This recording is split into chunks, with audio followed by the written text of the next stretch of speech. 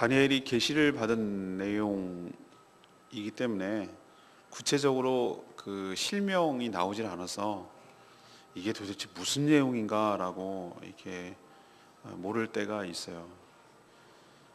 근데 이 예언은 바로 헬라 제국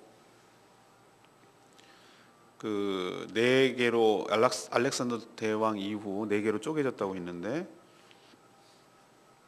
위에 있는 시리아를 중심으로 하는 셀루쿠스 왕조, 그 다음에 이집트를 중심으로 하는 톨레미 왕조, 이 두 왕조가 이 왕국이 서로 전체를 근동직을 차지하기 위해서 어떻게 서로 싸우고 또 권력을 차지하는지, 그런 내용을 그때가 오지도 않았는데, 지금 아직 다니엘은 바사 시대에 살고 있는데 바사 시대가 끝나고 헬라 이야기를 지금 예언을 듣는으니까 듣는 다니엘도 무슨 얘기인지 모르겠고, 또 그것을 상징적으로 자세히 설명하지만 실명도 안 나오고 지명도 안 나오고 그냥 북방 왕국이 어떻고 남방 왕국이 어떻고 이렇게 얘기를 하니까 이 글을 읽는 우리도 잘 모르겠는 거예요. 그러나 자세히 대조하고 실제로 일어난 일을, 역사를 대조하면은 이토록 정확하게, 아주 마치 꼭 보고 쓴 것처럼, 보고도 우리는 모를 때가 있는데 아주 정확한 역사가 기록한 것처럼 그런 것을 보고 상당히 놀라는 것이죠. 오늘 북방 왕국은 원래는 왕이 될 자가 아닌 자, 그 비천한 자라고 표현하고 있는데 그 자가 왕이 됐습니다. 근데 그 사람이, 그 왕이 사람들을 속이고 속임수로 속이고 세력을 얻어서 또 여러 침략을 통해서 권력을 굉장히 강화하고 견고하게 할 것이다, 이렇게 얘기를 하고 있어요. 또 남방과의 전쟁에서 일시적으로 승리하지만 남방왕도 가만히 있지 않고 그때 뜨고 있는 로마 제국을 끌어들입니다. 로마 제국이 또 한편이 되는 것이죠. 그래서 남방왕과 로마가 합세해서 이 북방 왕, 바로 셀루쿠스 왕, 안티쿠스 4세라고 보는데 안티쿠스 에스파네스라고 부르는 그 사람을 칩니다. 그래서 밀려서 져요. 그래서 자꾸 들어가다가 분풀이로 유다 백성들을 자기 뜻대로 안 되고 자기 말 안 듣고 요즘 힘이 빠졌다고 대드는 것 같은 그런 식민지 백성들, 그때는 유대 백성이었죠. 그 백성들에게 분풀이라고, 또 유대 백성들은 가만히 있습니까? 유다 민족들은 또 저항하고, 뭐 이런 얘기들이 계속해서 전개되는 내용을 오늘 예언을 통해서 하고 있습니다. 자, 이 얘기를 통해서 하나님께서 무슨 얘기를 하고 싶으신 건가? 27절에서부터 20절에서 27절까지 말씀입니다. 이 세상 권력에 대해서, 속성에 대해서 오늘 얘기를 하시는데, 이 세상 권력은 이 권모술수와 부정부패로 가득 찰 것임을 우리에게 알려주고 있습니다. 세상에서 권력을 차지하는 정치 세력들의 본 모습, 그들의 속모습, 실체가 어떤 것인지 이 헬라 제국의 북방왕 그리고 남방왕, 이 왕들의 삶을 통해서, 그들의 전쟁과 그들의 행태를 통해서 우리에게 보여주고 계세요. 오늘 20절에 21절에 보면은 북방왕이 중에 하나가 비천한 사람, 그러니까 천한 사람, 원래 신분이 왕이 될 사람이 아닌 사람이 왕이 된다는 거죠. 그는 왕이 계승자가 아니었습니다. 왕이 될 사람이 아니었어요. 근데 왕자가 당시 신흥 제국이라고 할 수 있는 로마의 포로로 잡혀 있었어요. 그 틈을 타서, 왕위를 이을 자가 없는 것을 틈을 타서 사람들에게 돈으로 환심을 산 후에 왕이 되어서 권력을 차지한 사람이에요. 이 사람이 바로 안티쿠스 에피파네스라는 사람이에요. 그는 처음에는 소수의 지지자들을 등에 업고 남방과의 전쟁에서 승리해서, 그러니까 인심을 얻는 것이죠. 또 남방까지 쭉 내려와서 이집트의 기름진 땅, 나일강의 삼각주에 있는 그 기름진 땅을 차지합니다. 그리고 그것을 자기 사람들에게 배분해 줍니다. 그러면 싫어할 사람이 어디 있어요? 우리도 조폭들 보면 왜 조폭들을 사람이 따릅니까? 저게 분명히 부정하고 불의하다는 걸 알면서 왜 따르죠? 자기 삶을 책임져 주니까. 자금도 주고 생활비도 주고. 왜 조폭하면 요즘은 그렇지도 않다고, 영화에서 너무 미화해서 그렇다는데 뭐 주장 굉장히 의리 뭐 이러지 않았습니까? 보스가 막 뭐 챙겨주고 이러잖아요. 또 그거에 못 잊고 또 그거 밖에 나오면 뭐 할까? 뭐 나 같은 사람 누가 알아주나? 뭐 이렇게 해서 하여튼 끼리끼리 모여가지고 악한 것들은 악한끼리 모여가지고 그렇게 자신의 세력화하는 거죠. 그래서 이 에피파네스가 그 북방의 세력을 경고하고 자기 영토를 확장하고 뭐 이렇게 하는 거예요. 원래 뒤가 구린 사람들이 하는 행동도 그래요. 정통성이 없으니까. 왜 전두환 정권 때 왜 그렇게 합니까? 지네가 정통성이 없으니까. 그러니까 힘으로 누르다 보니까 자기를 인정하고 지지를 안 해주거든요. 민주화가 될 줄 알고 박정희 군사 독재가 끝나고 이제야말로 우리나라에도 민주화가 되나 보다 하고 기대를 잔뜩 하고 있었는데 12.12 쿠데타를 일으켜가지고 또 군사 정권이 연장된단 말이에요. 이게 뭐야? 이래서 백성들이 또 들고 일어나고 데모하니까 샘플로 시범으로. 근데 전국적으로 시위와 민주화 운동이 열망이 일어났는데 쿠데타를 일으키고 민주 인사들 싹 다 잡아들이고 샘플로 광주를 학살을 시켰어요. 포위를 시켜놓은. 그게 바로 광주 민주화 운동이에요. 왜 그럴까? 정통성이 없으니까. 오늘 여기 표현한 대로 비천한 자. 원래는 깜이 아닌 사람이 그 권력을 등에 업고 소수자의 쿠데타로 이렇게 되니까 하는 모든 행동들이나 이런 것들이 좋게 표현하면 정치적이고. 근데 영어로 political 하면은 정치적인 하면은 좋은 뉘앙스보다는 안 좋은 뉘앙스. 뭔가 구리고 술수를 쓰고 서로 배신하고 앞뒤 다르고 뭐 이런 것을 쓸 때 그런 표현을 쓰는 거예요. 정치적이다 이런 표현을 쓰거든요. 바로 에피파네스가 딱 그거예요. 그런 모습을 보여요. 이들은 남방하고 전쟁도 하는데 필요에 따라서 서로 막 또 친한 척해요. 동맹도 맺고 또 화친도 하고. 그런데 같이 밥 먹으면서 27절에 보였어요. 이 두 왕이 이제 남방하고 북방 왕이에요. 둘이 마음에 서로 해하고자 해요. 서로 죽일 생각만 하는 거예요. 그런데 어떻게 합니까? 필요에 의해서 남 보이기 위해서 또 친한 척을 하는 거예요. 겉으로 보기에. 한 밥상에 앉아있을 때에 뭐 한다고요? 거짓말을 할 것이다. 그리고 결국은 일이 형통하지 못해요. 아직 때가 이르지 않으냐고 그 일이 이루어지지 않을 거라고 그랬어요. 이걸 동상이몽이라고 그러죠. 같은 배에 탔지만 딴 생각하는 거예요. 한 침대에 자지만 딴 꿈을 꾸는 거예요. 서로 이게 정치예요. 저는 오늘 탑뉴스에 어제 나왔죠. 한일 위안부 문제를 갖다 타결했다고 딱 첫 느낌이 뭐냐면은 야 얘네들 정권을 위해서 서로 필요에 의해서 하는구나. 백성들의 마음은 서로 아니에요. 그게 감정이 이렇게 시원치가 않아요. 그러나 정치적으로 타협을 하고 정권을 계속 하고 업적을 쌓고 뭐 이래야 되는 게 있어야 되잖아요. 저는 이게 정치라고 생각합니다. 이게 정치의 본 모습이에요. 뭐죠? 한 상의 밥을 먹으면서 서로 죽일 생각하는 거. 친한 척 악순을 하지만 뒤에서는 딴소리하고 어떻게 하면 저걸 엎어버리지 이런 생각하는 거. 그렇지만 형통하지 못하다. 그 일이 성사되지 못한다는 거예요. 세상 권력이 이렇습니다. 깊이 관여하지 않는 것이 오히려 우리 삶에 유익이 될 때가 있어요.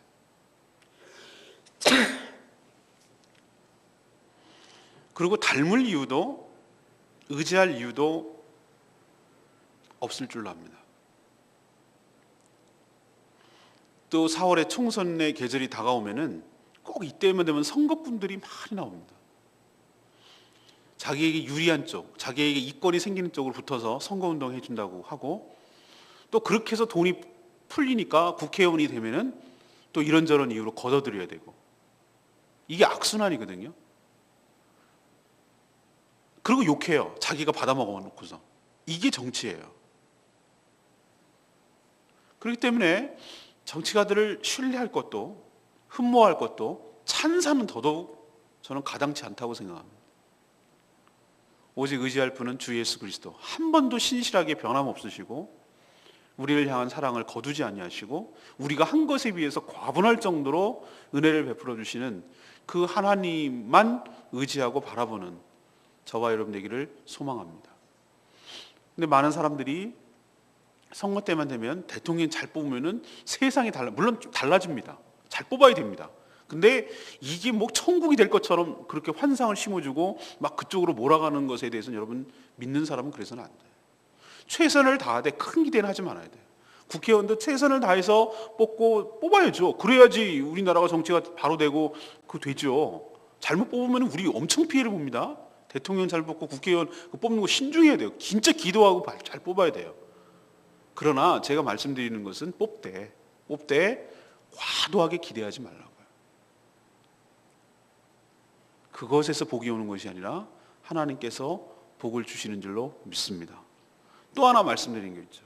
우리도 크고 작게 여러 가지 걸쳐서 정치적인 행위를 할 때가 있어요. 목사님들은 참 주의 일들을 하시니까 정치적이지 않을 것 같다 이렇게 생각하지만 아니에요. 저희 부친은 총회장 하셨어요. 정치가들 뺨쳐요. 그 세계에 들어가면. 저도 노회에 딱 들어가 보니까 우리 제주 노회는 좀 덜합니다만 그래도 있어요. 이건 아닌데 싶을 정도로. 내가 정말 알레르기가 일어나고 혐오스러워요. 제가 그러기 싫어요, 저는. 그래서 거리를 두고 그러지 말아야 되겠다고 하는데 나도 모르는 사이에 제가 그걸 하면 안 됩니다라는 행위가 벌써 정치적인 행위가 되더라 이 말이죠. 그래서 참 어려워요. 저도 어떻게 처신해야 될지 모르겠어요. 저는 노회장이니 장에 대한 미련이 요만큼도 없어요. 요만큼도. 진심으로 이건 공개적으로 말하는 거예요. 전 그런 거에 대한 전혀 없어요. 그런데 그냥 바르게 됐으면 좋겠어요. 그게 그냥 소망이에요. 근데 저도 딜레마예요, 딜레마. 그러다 보니 이런데 빠져들어가고 내가 그 반대를 해야 되니까 그것은 안 됩니다. 그렇게 하면 안 됩니다라고 말을 해버리니까 나는 반대자가 돼버리잖아요. 그게 그럴 의도가 아닌데 나는 그 행위에 대해서 옳지 않습니다라고 얘기를 하는 건데 너는 나를 반대하는구나 이렇게 여긴단 말이에요. 참 어려워요. 그렇지만 여러분 하나님의 주권과 통치를 믿으시기를 바랍니다. 우리의 연약함과 우리의 부족함에도 불구하고 하나님은 신실하시고 선하시게 가장 좋은 길로 인도하실 것을 믿습니다. 그렇기 때문에 우리가 살아가는 것이지 정치인들 때문에 왕들 때문에 권력자들 때문에 이 나라가 좋아지고 그런 건 아니에요. 우리도 세상 권력의 실체를 제대로 파악하시고 과도한 기대와 신뢰를 하지 않는 하나님만 의지하는 저와 여러분 되기를 소망합니다. 두 번째 얘기는 28절에서 31절까지 말씀이에요. 세상 권력은 교회와 성도들을 핍박할 겁니다. 자, 이 북방왕이 아까 말했듯이 누구냐? 안티코스 에피파네스라고 제가 말씀드렸어요. 안티오쿠스 4세라고 보통 불러요. 이 사람이 언제적 활동하는 사람이냐? 예수님 오시기 전에 한 170년? 200년이 채 안 될 때 그때 막 활동하던 사람이에요. 예수님 오시기 전 한 200년 정도. 그런 남방과의 전쟁에서 승리해가지고 많은 재물을 가지고 돌아왔어요. 그러니 얼마나 교만했겠어요. 그거 봐라 말이지. 내가 왕자 출신은 아니지만 내가 이 나라를 위해서 얼마나 많이 백성들의 삶을 기여하고 영토를 확장하고 큰 승리를 거뒀냐고 얼마나 거들먹거리겠어요. 또 남방을 만만히 보고 또 침략합니다. 이제 우습게 여기는 거죠. 남쪽에 있는 그 톨레미 왕조를. 그렇지만 남방은 자기 힘이 안 되니까 당시 신흥 강대국이라고 할 수 있는 뜨고 있는 별 로마, 바로 헬라가 넘어가면 로마 제국으로 넘어가거든요. 로마와 이렇게 협력을 하기 시작합니다. 그래서 전쟁을 연합군이 이 북방을 치는 거예요. 그게 오늘 어디서 나오냐면 기띔의 배들 30절에 보세요. 기띔의 배들이라고 했죠. 기띔, 크레타라는 기띔, 크레타. 지중해 한가운데 있는 크레타 섬. 이게 바로 로마의 배들이거든요. 이 기띔의 배들에 의해서 북방 왕은 전쟁에서 이번에는 큰 코 다쳐요. 맨날 이기는 거 같다가 승승장구하다가 당합니다. 그래서 낙심해가지고 돌아가면서 전쟁이 졌으니 패전 보상금을 줘야 되거든요. 상대에다가. 그거를 모을 생각에 징세관, 그러니까 세금 거두는 사람을 들어갔는데 유다가 저항을 자꾸 하거든요. 요거 그러니까 광주랑 비슷한 거예요. 이게 자꾸 거슬리거든요. 자꾸 대들고 빠툭빠툭거리고 그때 시위가 부산에도 일어나고 대구도 일어나고 다 일어났어요. 전국적으로. 안 일어나지 않았어요. 근데 광주를 타켓으로 한 거예요. 시범 케이스로 한 것뿐이에요. 그런 것처럼 유다를 시범 케이스로 했어요. 에피파네스 왕이.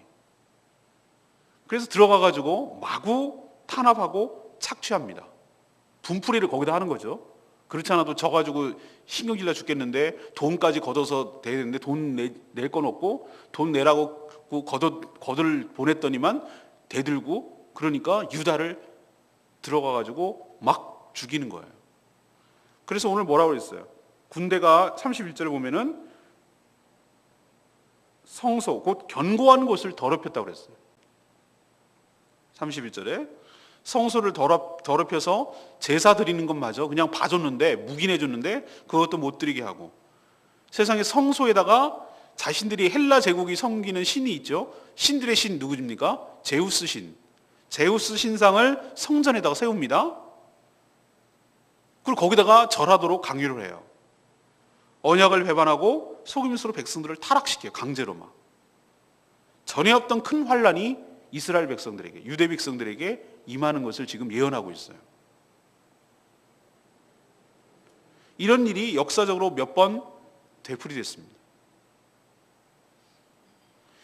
지금 이거는 이스라엘 백성들이 예수님 오시기 전 한 170년, 167년 뭐 이럴 때 일어나는, 170년 전쯤 되겠죠. 그때 일어나는 여러 가지 환난과 핍박을 다니엘 입장에서 미리 보여준 거고, 우리 입장에서도 이것이 무엇이냐, 내일도 묵상합니다만 바로 마지막 때의 그 큰 환난과 핍박에 대해서, 성도들의 핍박에 대해서 미리 예고하는 거예요. 다니엘의 예언은 내일 모레까지 연결되는데, 이 다니엘이 앞부분은 막 재밌죠. 사자굴도 들어가고 풀무불도 들어가고 그러는데 뒤에는 재미없어요. 왜? 모르니까. 근데 모른다고 힘들다고 어렵다고 피하면 안 돼요. 왜냐하면 이것은 무슨 얘기냐면은 마지막 때에 일어날 일을 우리에게 보여주는 거거든요. 근데 이게, 그래서 저는 기쁘고 좋은 게 뭐냐면은, 성경은 굉장히 일관성이 있구나. 그러니까 서로 어긋나면 이게 의심을 할 텐데 한결같아요. 하나님이 하시는 일이니까 그래요. 성경은 성령의 감동으로 쓴 줄로 믿습니다. 저는 그걸 해서 이걸 보고 믿어요. 왜 그러냐면은 여기도 예언한 거, 여기도 예언한 거, 여기도 예언한 게 서로 다르면은 이게 뭐야 이렇게 될 텐데 한결같아요. 똑같아. 다니엘이 환상을 보고 계시를 받은 거나, 예수님이 얘기하시는 거나, 요한 계시록에서 사도 요한이 계시를 받은 거나 다 똑같아. 그래서 저는 이게 하나님 말씀 맞구나, 이게 저는 믿어요.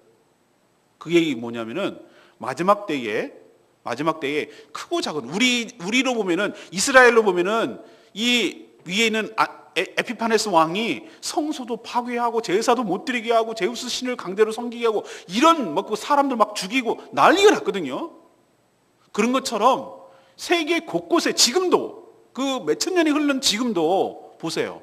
아프리카 어느 되는 무슬림들이 교회에 들어가서 저 그 사진 보고 막 너무 쇼크를 먹어가지고 교회를 불태우고 그 안에서 예배드리던 사람들을 잡아다가 산 사람을 태워버려요. 불질러 기름기 얹어가지고.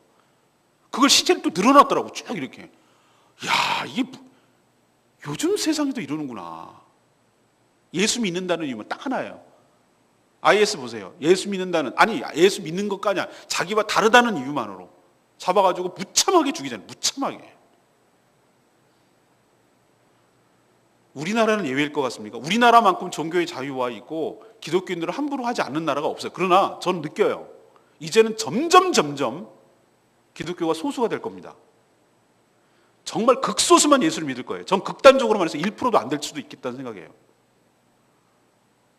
믿는 사람들이 마지막 때를 보겠냐. 그리고 세상의 권력자들이 우리의 연약함과 우리의 실수 때문이기도 하지만 교회를 무력화시키고 교회를 파괴하고, 교회가 가지고 있던 무슨 권한이랄 것도 없지만 그것마저도 다 가져갈 거라고 할 거고, 종교의 자유와 그 다음에 형평성과 평등함을 강조하면서 지독스럽게 핍박을 할 거예요.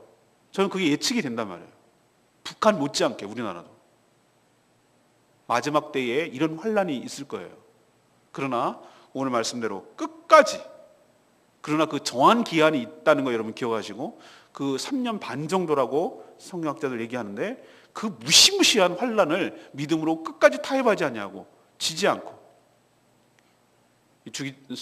주기철 목사님이죠. 최근에 KBS에서 얘기했는데, 그렇게 일제가 지독스럽게 핍박을 하고 신사참배를 강요해도 끝까지 버티는 사람만이 정말 하늘에서 상급을 받고 큰 은혜를 받게 될 줄로 믿습니다. 다 넘어가는 시대가 앞으로 올 거예요. 그거를 우리가 알고 대비해야 돼. 썰렁썰렁 예수 믿으면 마구 넘어지고 마구 죽어갈 겁니다. 여러분 끝까지 마지막 때에 믿음을 잘 지키시고 주님 앞에 순결한 신부로 정절을 지키는 저와 여러분 되기를 소망합니다. 이 얘기를 지금 하는 거예요. 마지막 32절에서 35절까지 세상 권력의 핍박을 받은 교회는 정결해지고 견고하게 될 겁니다. 북방왕 안티코스 에피파네스가 탄압, 이 왕의 탄압은 유대인들의 강력한 저항 운동을 일으켰어요. 이렇게 죽고 저렇게 죽느니 유대인들이 어떻게 되겠어요? 한번 싸우다 죽자. 뭐 이런 독립운동 겸 뭐 이런 저항운동이 일어나지 않았겠어요? 우리나라 3.1운동처럼 3.1절처럼. 그게 바로 주전 167년이에요. BC 167년에 일어난 마카비 혁명입니다. 저는 왜 중간기 암흑기라고 그런지 이해할 수가 없어요. 말라기 선지자가 예언해놓고 예수님이 오시기 전까지 400년 동안 아무 역사가 없었다고요? 천만의 말씀. 다니엘은 이렇게 많은 얘기를 하고 있는데요. 그게 왜 암흑기예요? 하나님의 놀라운 역사가 일어나고 있는 건데. 마카비라는 그 형제가 일어나가지고 혁명을 일으켜요. 그 안티쿠스 에피파네스를 대들어요. 셀루쿠스 왕조에 대해서 해요. 그래갖고 웬일? 성공해요. 그래갖고 잠시나마 독립국가를 이뤄요. 이스라엘이. 그러나 결국은 로마에 의해서 넘어가요. 로마가 강력하게 통치를 또 들어와서 또 식민지가 돼요. 로마가 장악하면서 예수님이 탄생하는 거예요. 이들은 율법을 어기고 사느니 싸우다 장렬하게 죽겠다고 봉기를 일으키는 거예요. 제주도에도 수많은 봉기가 있었습니다. 대표적인 게 1901년도에 일어나는 이재수의 난이었어요. 그때 천주교인들이 너무 못할 짓을 하고 등에 업고 정부의 등을 업고 그래가지고 일어난 대정읍에서 사또의 심부름 하던 그게 전체 다 몰고 들어와서 황사평이라고 하는 여기 가면 있어요. 황사평. 제주성하고 4km가 남아있더라고요. 거기서 진을 치고 천주교인들을 목을 치고 가족들을. 그래서 제주성을 사람들이 동요하고 천주교인들이 문을 열고 나오자 들어가가지고 관덕정 앞에서 천주교인들 500 몇 명을 죽입니다. 그게 이재수의 난이에요. 몰래 도망간 천주교 프랑스 신부가 프랑스 군대에게 알리고 조선 정부에다 알려서 진학군이 파견 나옵니다. 그래서 이재수의 난이 3명의 우두머리를 잡아가지고 한양에 끌고 와서 효수 목매달아 죽여요. 그래서 끝나는 듯 했는데 여기도 엄청난 피바람이 불었다고. 그 관덕정 앞에 가면은 수많은 4.3 사건의 현장이기도 하고 이재수의 난의 현장이기도 하고 수많은 그 아픔의 현장이 바로 그 현장이에요. 그런 것처럼 일시적으로 이렇게 혁명을 일으켜서 독립왕조를 이루기는 하지만 33절에 보면은 율법을 다시 세워서 일으키는 듯 했으나 다시 칼날과 불꽃과 사로잡힘과 약탈을 당해 여러 날 만에 몰락할 겁니다. 그렇지만 이런 환난과 어려움이 꼭 나쁜 것만은 아니에요. 당하는 입장에서는 이런 일이 없기를 바라지만 이런 과정을 통해서 교회가 민족이 신앙이 정결하게 되는 줄로 믿습니다. 고난을 통해 진짜가 가려지고 남는 거예요. 예수를 등에 업고 교회를 이용하고 자기 마음 편안하자고. 전 군대에서 그런 분 많이 봤습니다. 군대 교회는 좀 독특해서 사령관이 원스타, 쓰리스타가 예수를 믿으면 예수를 믿는지 안 믿는지 모르겠지만 어쨌든 마누라 때문에 믿는지 난 그것도 모르겠어요. 근데 이제 교회 나오면 눈도장 찍으려고 진급 때문에 오는 사람들 되게 많아요. 신앙은 없는데 근데 저는 봤어요. 대령이더라고. 그분이 오시는 거예요. 그런데 뭐 어느 술자리인가 이렇게 제가 얘기하는 걸 들었어요. 뭐라 그런지 아세요? 야 좋잖아. 교양 차원에서 간대. 교양 차원. 목사님 말하는 게 교양. 안 믿는 거예요. 안 믿는 거. 그러면 이런 사람들도 교인인 것처럼 하고 다 앉아 있단 말이에요. 그러나 하나님께서 뭐죠? 환난과 핍박을 이거 주는 거예요. 교회에다가. 그럼 어떻게 됩니까? 그런 거 받으면서까지는 할 필요 없어. 난 출세도 하고 마음이 편안하게 해지고 수련도 하고. 교회 오는 사람들 그렇게 말하는 사람 되게 많아요. 마음이 편해지잖아. 일주일 동안 힘들게 살았는데. 근데 우리 교회는 그게 안 되거든요. 더 불편하거든요. 우리 교회 오면은. 죽겠거든요. 우리 교회 오면은 좀 편안하려고 왔는데 맨날 하는 소리가 아픈 얘기만 하고 콕콕 집어대고 그러니까 너무 힘든 거예요. 그래서 교회가 안 보이나? 그런 생각 들기도 하고. 그런데 환난과 어려움이 계속 오면 진짜만 남고 가짜는 가는 거예요. 그래서 제가 교회도 나라도 환난과 어려움이 있을 때가 진짜가 남는 거구나. 사람도 인생도 어려움이 있어야 진짜가 뭔지를 발견하는구나. 그 생각을 이것을 보면 제가 또 하게 되는 거죠. 사람이 좋을 땐 좋은지 몰라요. 그러나 환난과 어려움 있고 힘들 때 보면 진짜 내 친구가 누군지를 아는 거예요. 내 편이라고 말하기 그렇지만 나를 지지해주고 신뢰해주고 그런 사람이 누군지가 딱 드러나는 거예요. 평상시 몰라요. 그냥 다 좋은 게 좋은 것처럼 보여요. 그러나 진짜 마지막 위기의 순간에, 어려움의 순간에 나를 위해주고 진짜로 해주는 사람이 누군지가 어려울 때 드러나는 거예요. 환난과 힘든 일이 있을 때. 이런 일이 마지막 때까지 계속될 겁니다. 이런 환난과 어려움은 그렇지만 정한 기간이 있다고 그러셨어요. 모든 옥석이 다 가려져요. 그렇지만 하나님께서 이 환난을 그치고 구원에 이르게 할 것도 오늘 이야기를 하고 있습니다. 왜? 이런 암흑기가 있고 이런 진짜 지옥 같은 일이 있었지만 요 끝자락에 바로 예수 그리스도가 탄생하는 줄로 믿습니다. 내일 얘기하겠지만 어둠이 깊어지면 새벽이 다가온 줄로 믿습니다. 여러분 밤에도 어떨 땐 환합니다. 별빛과 달빛이. 근데 가장 칠흑 같은 어둠일 때가 언제인 줄 아세요? 새벽이에요. 새벽이 가장 어두워요. 해가 뜨기 전에. 우리 인생도, 우리 교회도, 내 인생도, 우리 가정도 가장 힘든 그 순간이 이제는 거의 어려움의 절정에 다가왔어요. 그리고 조금 있으면 이 땅에 예수 그리스도를 하나님께서 보내주셨듯이 이 칼바람이 불고 피바람이 부는 이때 마지막 때에 주님이 오셨듯이 우리 인생도 우리 교회도 우리나라도 정말 힘들고 어려운 그 끝자락쯤에 더 어려워지고 더 힘들어지고 더 캄캄해지는 것 같은 그런 쯤에 주님께서 구원의 손길을 내미시고 정결하게 되고 정화된 우리를 구원하시기 위하여 하나님께서 개입하시고 관여하시고 축복하시고 은총을 베풀어 주실 줄로 믿습니다. 레바의 말씀 32절 말씀. 언약을 배반하고 악행하는 자를 속임수로 타락시킬 것이나 오직 자기 하나님을 아는 백성은 강하여지고 용맹을 떨치리라.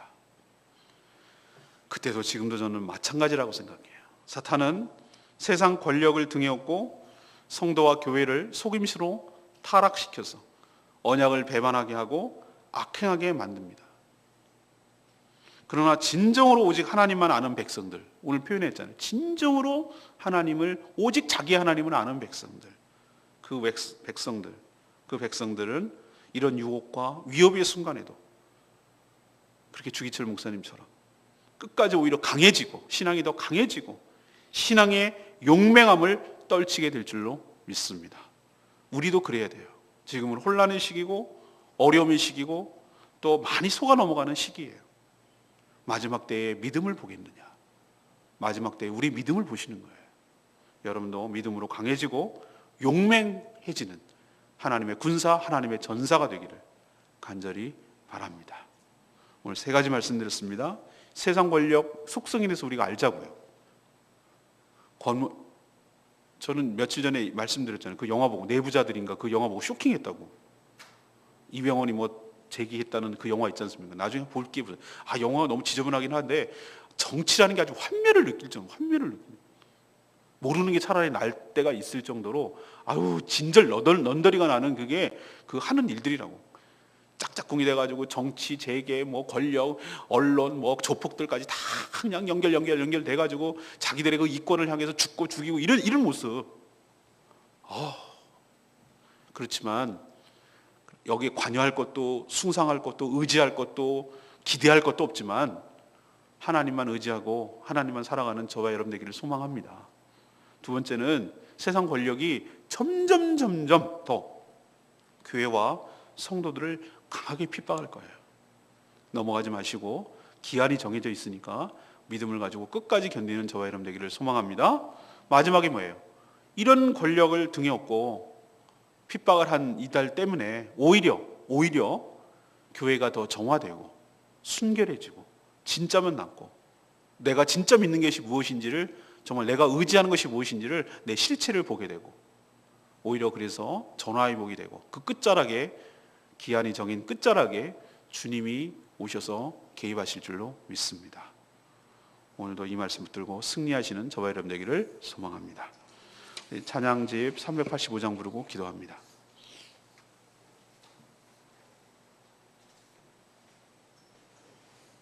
이 땅의 마음을 보소서. 주님, 그렇습니다. 주님이 오셔서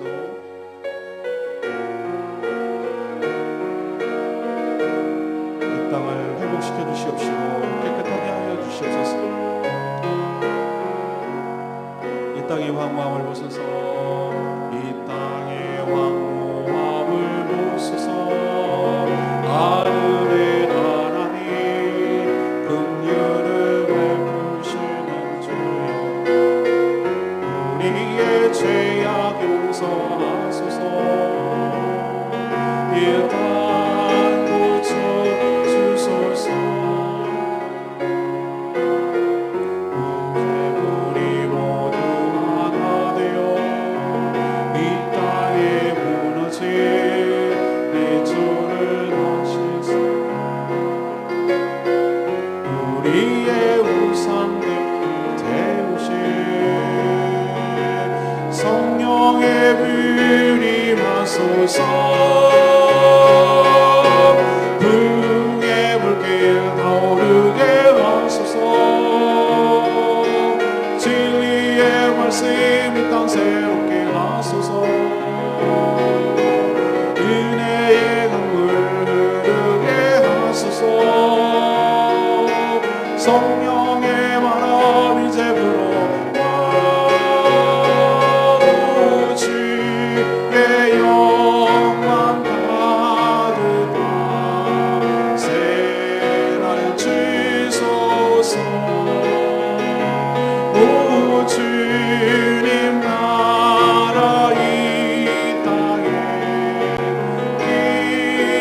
임하소서. 하나님, 마지막 때의 믿음을 보겠느냐. 우리도 점점 어려워지고 핍박이 가중되겠지만 이것을 통해서 우리가 정화되고 정결하게 되고 깨끗하게 되어 끝까지 견디는 자에게 하나님 은혜가 임하게 될 줄로 믿습니다. 저희를 새롭게 하여 주시옵시고 저희를 정결하게 하여 주시옵시고 오직 주님만 바라보고 믿음과 신앙의 정죄를 지키는 저희들 되게 해달라고 다 같이 주여 외치며 나가며 기도하겠습니다. 주여 거지 부흥의 물길 타오르게 하소서. 진리의 말씀 이 땅 새롭게 하소서. 은혜의 강물 흐르게 하소서. 성령의 바람 이제 불어와 오 주의 영광 가득한 새날 주소서. 오 주님 나라 이 땅에 임하소서.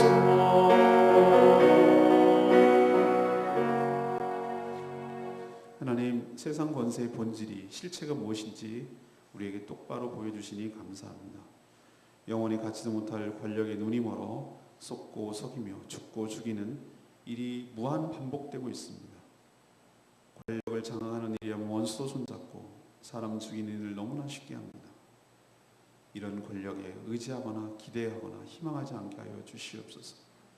세상 권력이 교회와 성도들을 엄청나게 핍박할 날이 오겠지만 이럴 때일수록 정신 차리고 속지 않게 하시고 오직 하나님을 아는 백성답게 강하며 용맹하게 하여 주시옵소서. 믿음으로 싸움에서 지지 않게 하여 주시옵시고 신앙이 타협하거나 넘어가지 않게 하여 주시옵시고 오직 하나님만 순전히 바라보며 믿는 저희들 되게 하여 주시옵소서. 그렇지만 하나님이 정하신 기한이 있고 때가 있는 줄로 믿습니다.